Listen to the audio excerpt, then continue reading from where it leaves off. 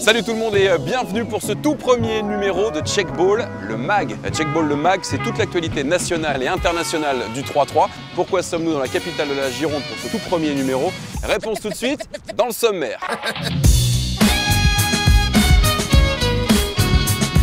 L'actu du mois, c'est le report des Jeux Olympiques en 2021. Conséquence pour les équipes de France 3-3, un sacré casse-tête pour les sélectionneurs français, vous le verrez. C'est aujourd'hui le meilleur joueur du monde de 3-3, multiple vainqueur de Coupe du Monde et de World Tour. Comment passe-t-on de footballeur à basketteur? Réponse avec Dejan Majstorovic qui est notre invité ce mois-ci. Rencontre aussi avec la culture 3-3 sur Bordeaux. Alex Vialaret, joueur de la team Bordeaux Ballistique, nous parle de la culture urbaine en Gironde et Nouvelle-Aquitaine. Charlie Potins est girondin, joueur complet de 5-5 et de 3-3. Il est devenu un des cadres importants des équipes de France. Est-il vraiment le gentleman basketteur qu'il paraît être?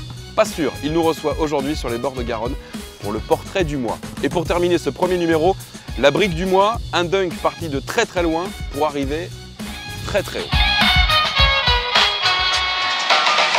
Checkball le MAG, c'est aussi et surtout l'œil avisé d'un spécialiste du 3-3, vice-champion du monde avec l'équipe de France en 2012 à Athènes, actuel entraîneur des équipes de France aux côtés de Richard Bihan. Karim Souchu est avec nous dans Checkball le MAG. Salut Karim. Salut. Merci d'être avec nous. Alors on le sait, le 3-3 est de plus en plus présent dans le paysage français et international comme sport. Oui, c'est un sport qui a vu le jour il y a quelques années déjà, mais qui s'est vraiment développé depuis 2012 et les premiers championnats du monde. Et là, maintenant qu'on est devenu une discipline olympique, c'est vrai qu'on sent vraiment un essor important pour le 3-3 en France. Covid-19 oblige, les Jeux Olympiques, c'est pas 2020, 2021, ça a dû être un sacré casse-tête pour vous, entraîneur des équipes de France, pour s'adapter à ce changement. Oui, c'était une petite déception parce qu'on avait vraiment planifié tout pour que 2020 soit une grande année au niveau du basket, au niveau du 3-3. On avait vraiment nos joueurs qui étaient motivés pour les JO. Bon, c'est pas grave, ça a été décalé à 2021. Donc une nouvelle chance peut-être pour les joueurs qui n'avaient pas été pris. Ça nous permet de remettre un petit peu de concurrence dans le groupe. C'est bien que ce soit chez les garçons et chez les filles. Donc on va voir ce que ça va donner. Les joueurs qui étaient un peu déçus vont pouvoir revenir plus fort. L'équipe de France garçons qui rencontrera peut-être la Serbie l'année prochaine aux Jeux Olympiques 2021. Mais il faudra passer par le tournoi qualificatif olympique en mai du côté de l'Autriche. Une grosse équipe, la Serbie, avec actuellement les meilleurs joueurs du monde. Oui, c'est une équipe qui depuis des années domine le World Tour. C'est une équipe vraiment impressionnante de par ses fondamentaux, de par vraiment la culture de la gagne qu'ils ont pu développer. Et c'est vrai que c'est un peu notre bête noire. Moi j'avais perdu contre eux en 2012 en finale des championnats du monde et là on vient de perdre contre eux l'année dernière en finale du championnat d'Europe. Donc c'est vraiment notre bête noire, mais on y arrivera, on va les battre. Et c'est tout le mal qu'on te souhaite avec l'équipe de France. Et dans cette équipe de Serbie, il y a un certain Dejan Majstorovic, actuellement le meilleur joueur du monde au ranking international FIBA.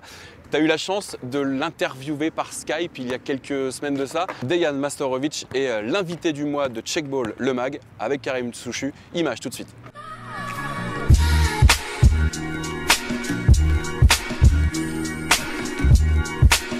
You guys gave me so many headaches, trying to figure out how to beat y'all. And I still have not figured it out. So I will. One day I will. Almost this summer, we were close, in the European Championship.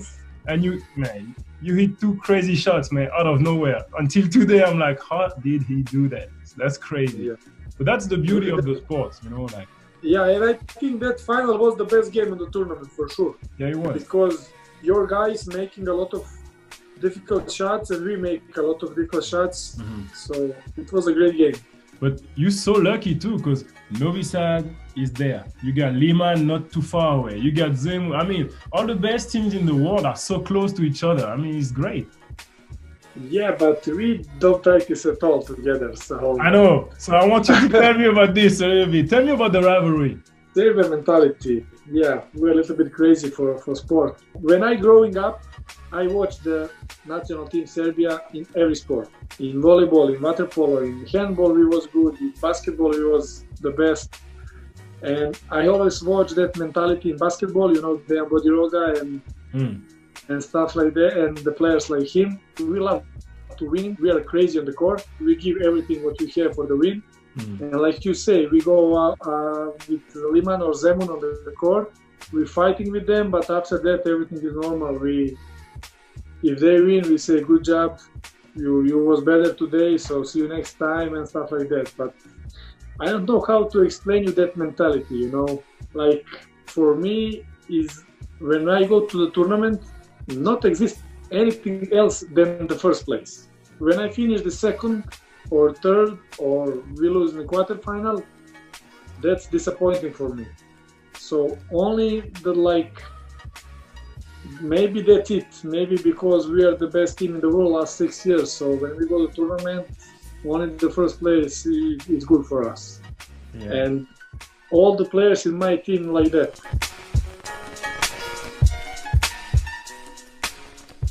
Bordeaux a une des dynamiques 3-3 les plus importantes de France, avec notamment son équipe privée, la team Ballistic, 6e du tout dernier Open de France et présente également sur le FIBA World Tour. Alex Vialeret, qui joue dans la région Aquitaine, est le témoin idéal pour nous parler de la place du 3-3 dans sa ville de Bordeaux. Rencontre tout de suite.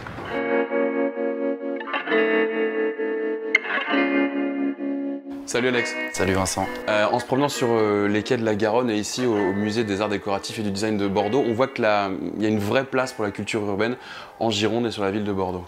Ouais, c'est sûr, il y a des moyens qui sont mis en place. Ils ont refait à neuf le terrain de basket sur les quais. Et après, il y a plusieurs playgrounds qui sont arrivés. Et là, en plus, cet été, dans ce lieu atypique, on a mis un terrain de 3-3, donc c'est hyper bien pour la culture basket, ouais, c'est sûr. Alors ce lieu atypique, on vous l'a dit, hein, c'est le musée des arts décoratifs et du design de Bordeaux. Si vous êtes fan de basket, on vous invite vraiment à passer ici cet été parce qu'il y a l'histoire de la sneakers et des sneakers de manière générale. Et puis on a vu il y a quelques instants, Alex, une paire de Jordan portée par Michael Jordan lui-même au JO de Barcelone. Et petite cerise sur le gâteau, cette chaussure, elle est signée. C'est ça, il y a des modèles exclusifs, donc c'est vraiment cool d'avoir ça sur Bordeaux pour cet été et pour jusqu'à fin janvier, donc c'est top. La Hoops Factory ouvre à Bordeaux. Il y a plein de joueurs de 3-3 qu'on voit jouer sur les bords de Garonne très régulièrement. Comment tu expliques cet engouement pour le 3-3 sur la ville de Bordeaux et sur la région Nouvelle-Aquitaine? Déjà, la région Nouvelle-Aquitaine et même Bordeaux, c'est quand même un vivier de basketteurs. Il y a beaucoup de joueurs dans le coin. Donc forcément, quand il y a des outils qui sont mis à leur disposition, ça joue.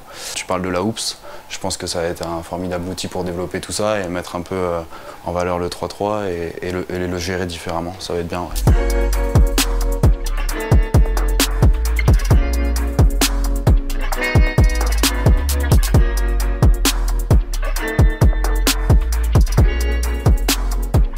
Ton équipe Ballistic fait déjà partie des vieilles équipes du circuit pro en France. Alors quand je dis vieille, ça veut dire une équipe un peu capée. On vous voit très souvent sur les Open Plus, des Open Start. Est-ce que votre équipe sur Bordeaux a donné envie à d'autres joueurs de 3-3 de créer comme ça des équipes privées? Donc il y a des équipes qui sont créées. Par exemple, il y a Ballzone qui est sur Mérignac. Et donc on est pas mal en contact avec eux. D'ailleurs, on organise des tournois un peu ensemble. Et ça montre aussi que voilà, même si on est là depuis 2016, nous on essaye d'envoyer un message comme quoi on est passionné de 3-3 et on veut que ça se développe. Et d'ailleurs, dans la continuité des choses, nous, ce qu'on souhaiterait mettre en place, c'est une académie. Donc c'est pour aussi accueillir ces gens-là et pouvoir participer au développement de la ville via Ballistic et via le 3-3. Donc c'est top. Ouais. Ça nous a donné envie aussi de se projeter dans le futur avec cette mise en place d'académie, etc.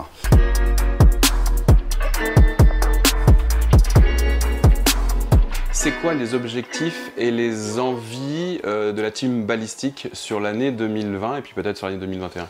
Déjà, il y avait un gros objectif, c'était la mise en place d'une structure professionnelle. Parce qu'il y a la Ligue Pro, une Ligue Pro qui va se créer, une Ligue internationale. Donc on a bossé dessus pendant tout 2019-2020, avant qu'on nous dise, du coup, avec le Covid, que tout était reporté d'1 an. Donc ça, c'est un objectif au final qui est reporté d'1 an, mais c'est pas plus mal aussi parce qu'on va pouvoir avoir plus de temps et pouvoir développer bien comme il faut toute la section peut-être amateur cette année et après pour pouvoir le côté professionnel. Donc voilà, on va faire un maximum de tournois, on va en organiser un aussi, ici d'ailleurs au musée des arts déco.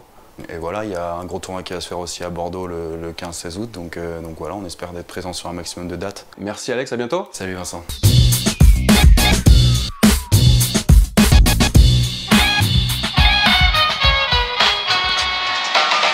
Checkball le Max, c'est aussi l'occasion pour vous de découvrir ou redécouvrir certaines règles du 3-3. Et Karim, pour ce premier numéro, tu as choisi de faire un focus sur la transition défense-attaque. Oui, règle essentielle du 3-3, beaucoup de pertes de balles à cause de cette règle. On est sur un Women's Series à Poitiers en 2019. Le Canada rencontre la République tchèque. Image tout de suite et tu nous commandes tout ça. Donc là, sur la dernière action, on voit le Canada qui récupère la balle sur un rebond défensif. Catherine Plouffe enchaîne tout de suite et passe la balle. Or, elle n'est pas sortie de la zone à 2 points, donc le panier ne sera pas validé. Pour la petite histoire, le Canada perdra cette finale puisque la République tchèque derrière récupérera la balle et marquera. En résumé, Karim, la transition défense-attaque, en rebond défensif, il faut ressortir la balle derrière la ligne des 6,75 m avant de shooter. En rebond offensif, on peut shooter tout de suite. Exactement, c'est là toute la subtilité du 3-3. Checkball, le mag, ça continue. On passe tout de suite au portrait du mois. Il naît à Bruges, aux portes de Bordeaux, le 13 juillet 1995. Le basket commence pour lui à l'âge de 6 ans, du côté des JSA Bordeaux. Il y fait ses armes, jusqu'en catégorie Benjamin, avant de bouger à Mont-de-Marsan, à l'INSEP, à Boulogne-sur-Mer, Hyères et Blois, où il est champion de France Pro B en 2018. Et pour finir Quimper depuis un an. Il découvre le 3-3 à l'année de ses 18 ans. Charlie Potens est dans Checkball, le mag. Bonjour Charlie. Bonjour. Parle-nous de tes débuts en 3-3. Les débuts en 3-3, c'était en 2012, j'étais à l'INSEP et c'est Richard Billan qui m'a mis dans le bain, qui m'a initié. J'ai direct commencé par une Coupe du Monde à Madrid en 2012. Où on a fini médaille de bronze avec les garçons et médaille d'or en mixte. Et voilà, dans l'équipe en garçon, il y avait Paul Rigaud, Olivier Audelon et Damien Gliss. Donc c'était une expérience plutôt cool. Du circuit international avec une équipe nationale et au circuit pro, il y a Quimpa. Tu fais aussi partie de la team Nantes-Adérim. Raconte-nous un petit peu cette aventure. C'est la continuité de plusieurs projets. Moi, j'avais joué avec Dominique en 2017 à la Coupe du Monde à Nantes. Donc j'avais un petit vécu et j'avais joué avec Lucas durant tout l'été 2018.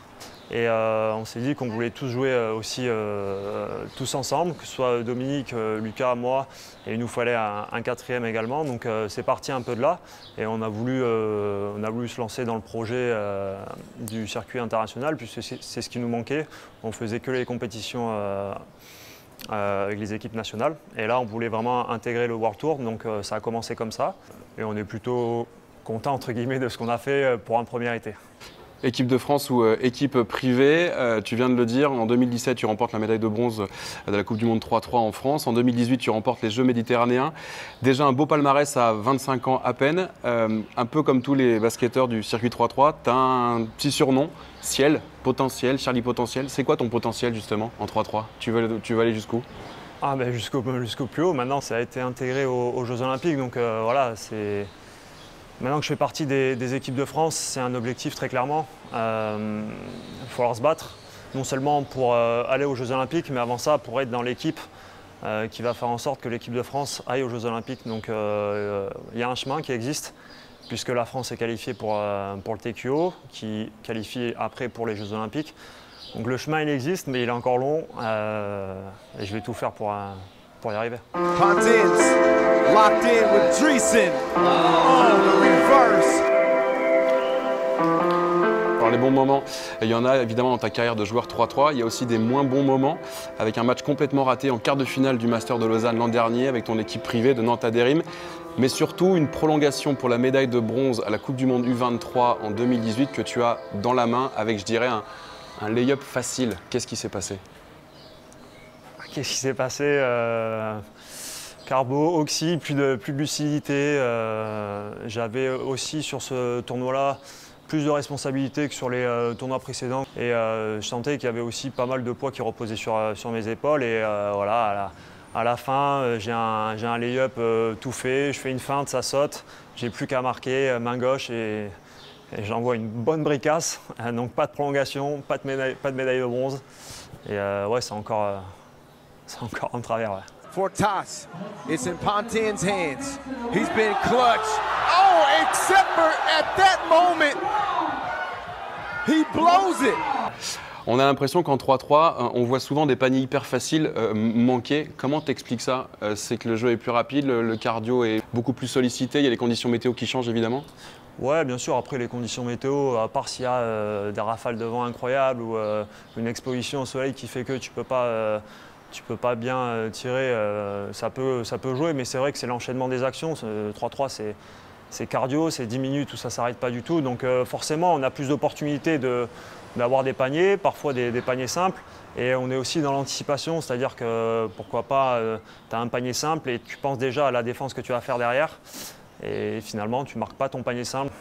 2020 devait être l'année de l'arrivée du 3-3 au JO. Alors on le sait, ça a été décalé d'1 an à cause de la Covid-19. Tu as le sélectionneur français en face de toi.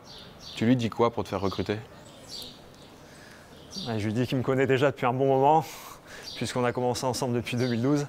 Et surtout, rien de plus, je vais continuer à faire ce que je sais faire durant les rassemblements des équipes de France, sur les tournois également. Et après, j'espère bien sûr faire partie de cette équipe-là et de l'aventure jusqu'au bout. Voilà, j'ai pas de grand chose à lui dire, c'est entre mes mains, on va dire.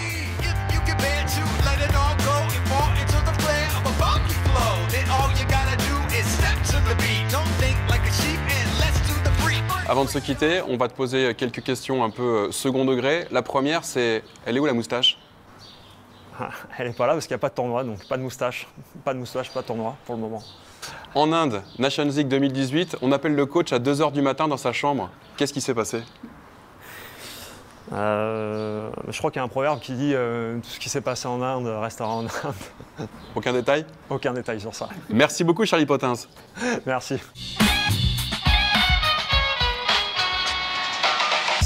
C'est bientôt la fin de ce tout premier numéro de Checkball le mag, mais juste avant, on vous laisse quitter avec une toute petite dose de bonne humeur et la brique du mois. Karim, une brique au 3-3 et au 5-5, c'est quoi au basket? C'est quand ça fait du bruit, que ça ne touche à rien et que c'est très très laid. Donc c'est un panier manqué, un airball. Exactement. Très bien. Pour la brique du mois, nous sommes en 2011 du côté de l'Urban PB tournoi. Il faisait beau à l'époque, il y avait peut-être un petit peu trop de vent. Image tout de suite et juste après, on analyse tout ça avec Karim.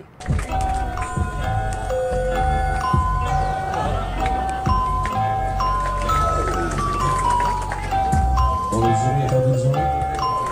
va dire que c'est le vent qui a poussé le... Non,